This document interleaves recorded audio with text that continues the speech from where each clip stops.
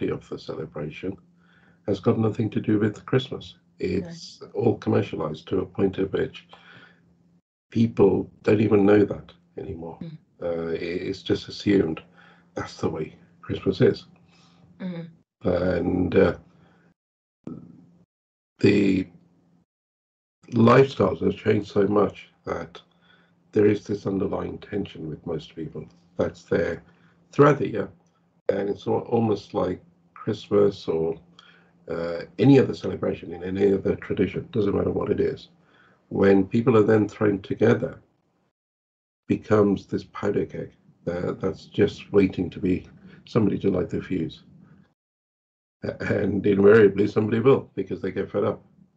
And then suddenly there's a boom, and then either it'll sort itself out, or there'll be a massive falling out because people won't recover from that explosion, or they can recover, but they're going to hold on to their story.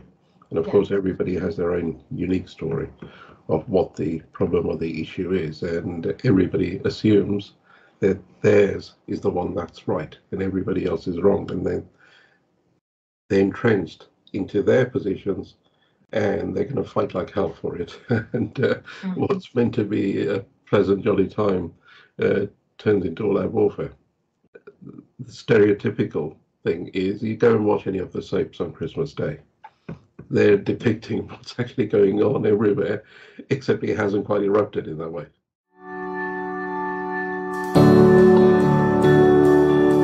I remember March, April time every year, we placed the order for cough and cold medicines for the following Christmas. Because it was so predictable that's going to be the peak season. Why? Because everybody's thrown into this melting pot where anything anybody's got is just going to get transferred.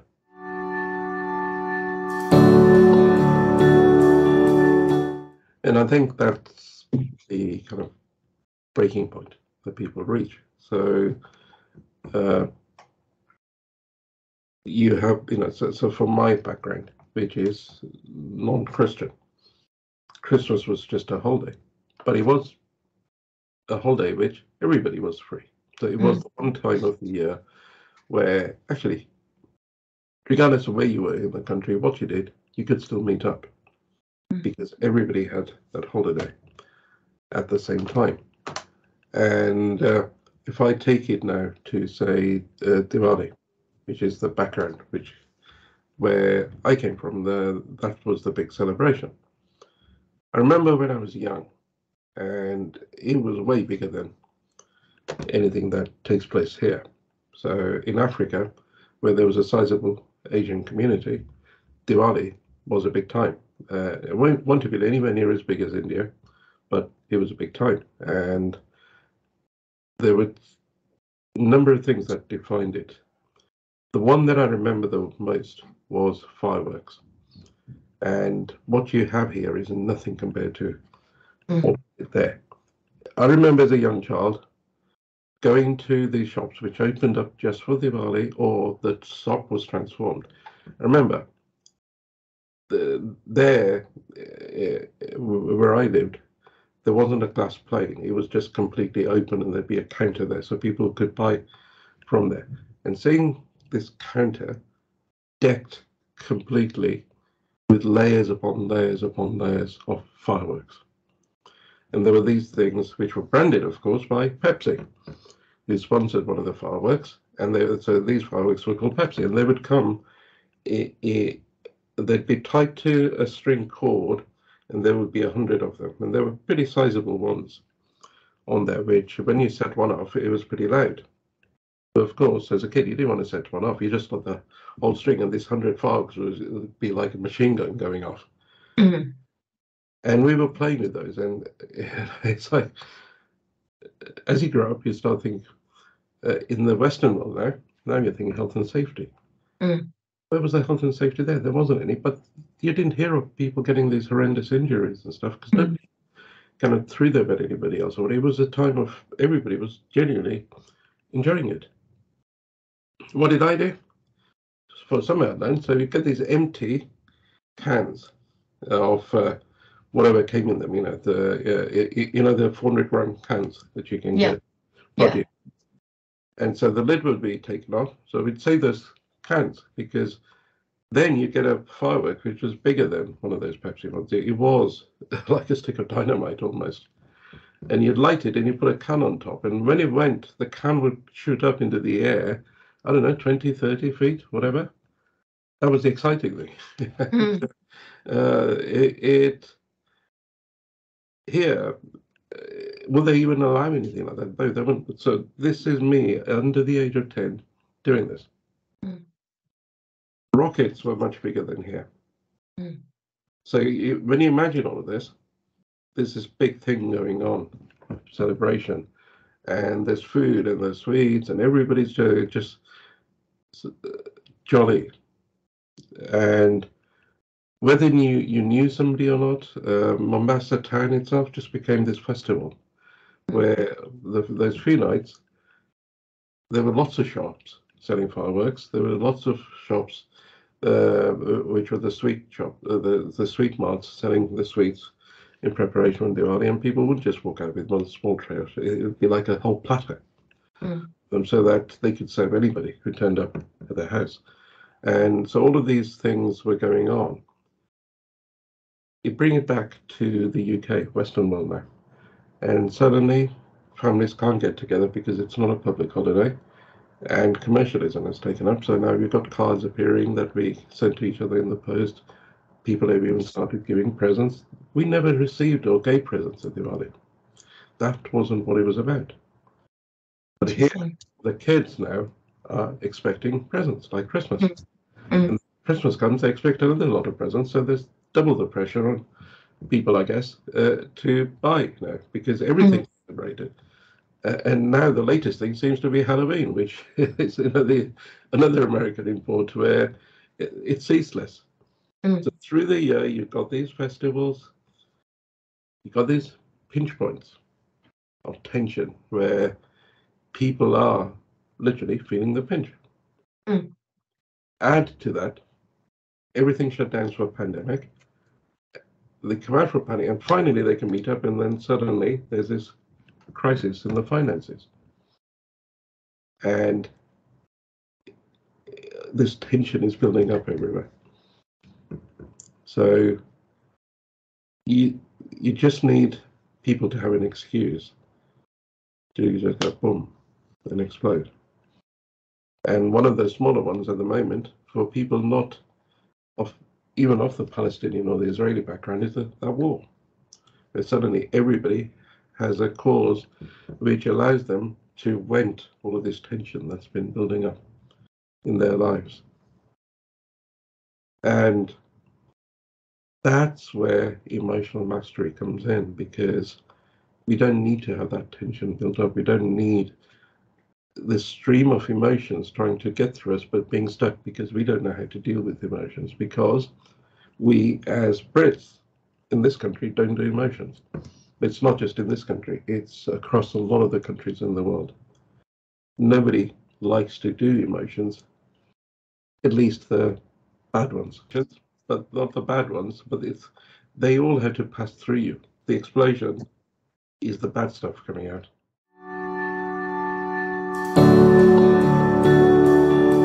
Because there's nothing natural about it. It's all created within an artificial environment, which is the kind of the subtext to everything going on. It's in the background.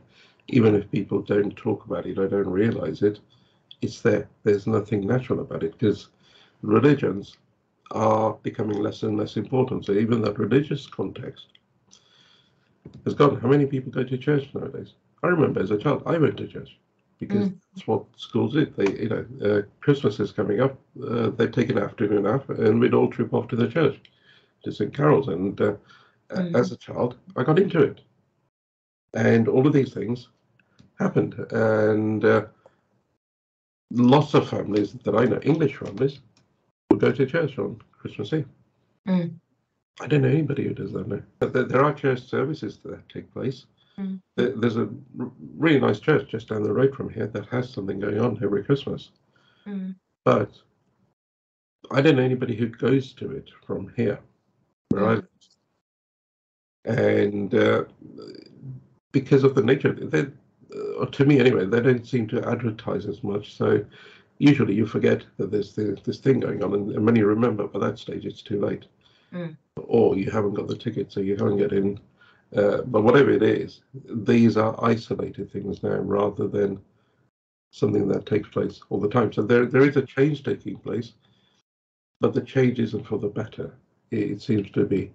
There's this whole pressure building up to consume, whether it's consume in terms of food or consume in terms of money. You know, all of this advertising leads to this eating up of money where people don't have money, and then they get into debt to buy presents that they don't want to give in the first place, just so that the people that they give the present to might say, "Oh, thank you, I like you." Or more likely, they don't like the present anyway, so they, "Oh, thank you, I like you," but they don't really mean it. Yeah. The whole reason why you work really hard to earn the money to do all of these things, at the end of this day comes along and you think, why the hell did I do that? So there isn't even that release of the satisfaction. And I know people who approached me years ago who found out about what I did. And one of them had a son who was in his teen years, and she would buy so many presents that every year there would be this racking up of debt. Then it would take her the whole year to pay back if she could, or it just got worse again the next year because she was so conditioned to pleasing him. Didn't matter what he wanted, she was going to buy it. Whether or not she could afford it. And she was at that stage in her 50s probably. Not with the young body to go out and work hard anymore either, but she would keep on getting into debt just so that she could keep this now adult son happy. Whether he was expecting the presents or not, I don't know, but didn't. Maybe he did make an attempt to stop it, but she certainly didn't get the message because she still kept on doing the same thing. And so we're driven by these addictions almost. So just for the purpose of somebody who is wondering what we're talking about are what I call the three master programs that condition all of humanity. So all of our human behavior, whatever it is, comes as a result of one of these programs running, and it could be more than one of them. And when they run, they dictate our behavior. We think we're in charge. We're not. We are singing the tune of the program, which is what the advertising industry is all about. They condition us. You know, that's another level of programming that takes place on top of all of these. But the master programs are something that they are aware of. They don't call them that. That's my term, but that's what they are. And they know they work because all they got to do is press the button and this sequence of programming kicks off and people behave predictably the way they expect them to behave. So we think we have free choice. The reality for the vast majority of people on this planet is there is no such thing as free choice, because what they think is free choice is still a part of the program that they're used to running, but it's running at a subconscious level where they don't even know it's happening. And that's the sad part, is millions upon millions, billions of people walking around thinking, I'm in charge of my life, I have free choice. But they don't really. They're being run by something which is beyond their knowledge. You know, it's running in the background. And that's where emotional mastery can come in and actually give you back control of how you run the program, or if you run the program, and ownership back of your life and your behavior and the way you want to live your life. Rather than be controlled by the advertising machine or the marketing machine, or if you take Valentine's Day, another favorite, and it doesn't matter where you go. Valentine's Day seems to be pretty big. Certainly if there's TV around, Valentine's Day is big. And one of those programs that I talk about, master programs, is called Wanting Approval. And what does that refer to? It's our innate need to be liked and to be loved.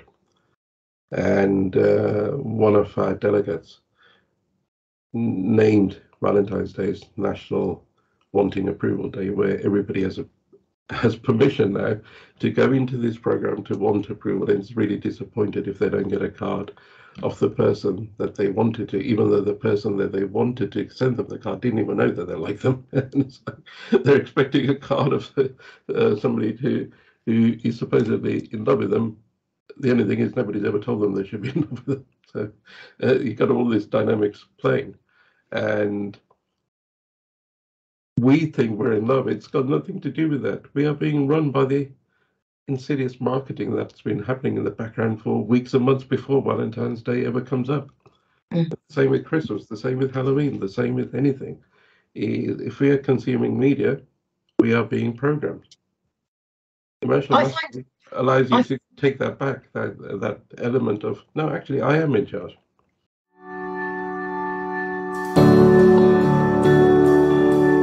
That if you are living in an area where there's TV, especially more so than the radio, that there was an age where the radio was a prevalent device where the marketing occurred, but now it's TV. And if you're not somebody who is caught up in that, then you do bypass a lot of this, or you have the ability. But the reality is most people living in society won't be doing that. They won't be cutting themselves off from that marketing machine, which is programming them for the entire year leading up to Christmas. I mean, I remember even, if you take the Christmas sales, one of the things that's sold in the Christmas sales is what? Boxes of Christmas cards to buy at a discount now to use in 1 year's time. So the marketing's already started. Or the sales, get your presents for next year. Now people are wisening up and they're saying, okay, instead of giving them on Christmas Day, we'll give them on the Boxing Day or the day after we bought them at a discount. The shops are doing what? They're discounting them early because they know otherwise people are just shoring this up, and then they're scared somebody else will give a bit of a discount than them, so they'll lose their custom, so they'll give them the discount up front and hope to retain their customer.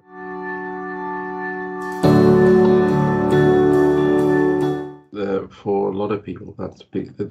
In a way, ironically, they're coming back to the spirit of Christmas. Not from the religious context necessarily, but it's about being together with the people that you love and care about. Yeah. That's more important than what gift you purchase for them and give them for that temporary adrenaline rush or endorphin rush of, oh, I feel good because I've got a present.